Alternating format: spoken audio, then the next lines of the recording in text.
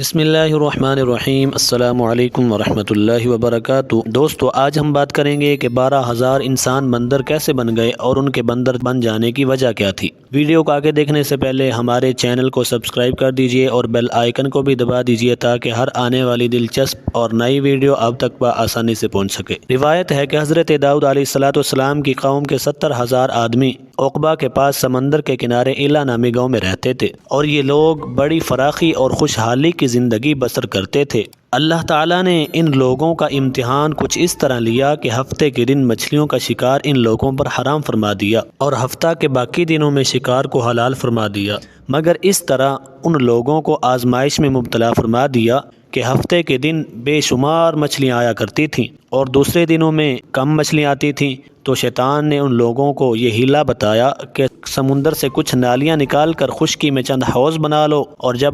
ہفتے کے دن ان نالیوں کے ذریعے مچھلیاں حوض میں آ جائیں تو نالیوں کا منہ بند کر دو، اور اس دن شکار نہ کرو بلکہ دوسرے دن آسانی سے مچھلیوں کو پکڑ لو۔ ان لوگوں کو یہ شیطانی ہیلا بازی پسند آ گئی اور ان لوگوں نے یہ نہیں سوچا کہ جب مچھلیاں نالیوں اور حوض میں مقید ہو گئیں تو یہی ان کا شکار ہو گیا، تو ہفتے کے ہی دن شکار کرنا پایا گیا جو ان کے لیے حرام تھا۔ اس موقع پر ان یہودیوں کے 3 گروہ ہو گئے کہ ان میں سے کچھ لوگ ایسے تھے جو شکار کے اس شیطانی ہیلا سے منع کر رہے تھے اور ناراض اور بیزار ہو کر شکار سے باز رہے، کہ کچھ لوگ دل سے برا جان کر خاموش رہے، دوسرے کو منع نہ کرتے تھے بلکہ منع کرنے والوں سے یہ کہتے تھے کہ تم لوگ ایسی قوم کو نصیحت کیوں کرتے ہو جنہیں اللہ تعالی ہلاک کرنے والا ہے یا سخت سزا دینے والا ہے۔ تو تیسرا گروہ سرکش اور نافرمان لوگ تھے جنہوں نے حکم خداوندی کے علانیہ مخالفت کی اور شیطان کی ہیلا بازی کو مان کر ہفتے کے دن شکار کر لیا اور ان مچھلیوں کو کھایا اور بچا کر رکھ بھی لیا۔ جب نافرمانوں نے منع کرنے کے باوجود شکار کر لیا تو منع کرنے والی جماعت نے کہا کہ اب ہم ان معصیت کاروں سے کوئی میل ملاپ نہ رکھیں گے، چنانچہ ان لوگوں نے گاؤں کو تقسیم کر کے درمیان میں ایک دیوار بنا لی اور آمد و رفت کا ایک الگ دروازہ بھی بنا لیا۔ حضرت داؤد علیہ السلام نے غضبناک ہو کر شکار کرنے والوں پر لعنت فرما دی، اور اس کا اثر یہ ہوا کہ ایک دن خطا کاروں میں سے کوئی بھی باہر نہ نکلا تو انہیں دیکھنے کے لیے کچھ لوگ دیوار پر چڑھ گئے، تو کیا دیکھا کہ وہ سب کے سب بندروں کی صورت میں مسخ ہو گئے ہیں۔ اب لوگ ان مجرموں کا دروازہ کھول کر اندر داخل ہوئے تو وہ بندر اپنے رشتہ داروں کو پہچانتے تھے اور ان کے پاس آ کر ان کے کپڑوں کو سونگھتے تھے اور زار و قطار روتے تھے،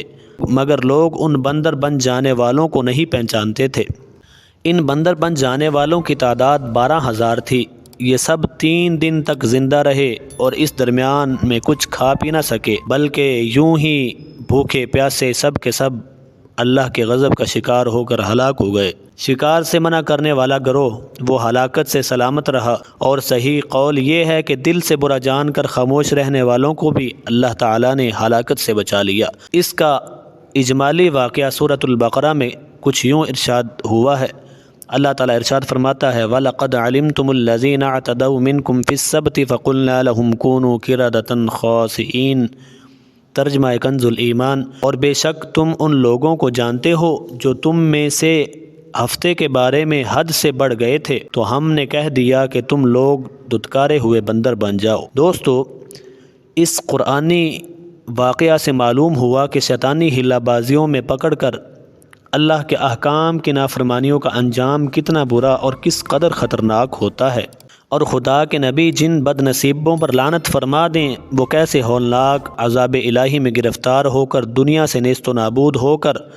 عذاب نار میں گرفتار ہو جاتے ہیں اور دونوں جہاں میں ذلیل و خوار ہو جاتے ہیں۔ اصحاب اللہ کے اس دل دہلا دینے والے واقعہ میں ہر مسلمان کے لیے بڑی عبرتوں اور بڑی نصیحتوں کا سامان ہے۔ کاش اس واقعہ سے مسلمانوں کے قلوب میں خوف خداوندی کی لہر پیدا ہو جائے اور وہ اللہ اور اللہ کے رسول کی نافرمانیوں میں بھٹکنے سے منہ موڑ کر صراط مستقیم کی شاہراہ پر چل پڑیں اور دونوں جہاں کی سربلندیوں سے سرفراز ہو کر اعزاز و اکرام کی سلطنت کے تاجدار بن جائیں۔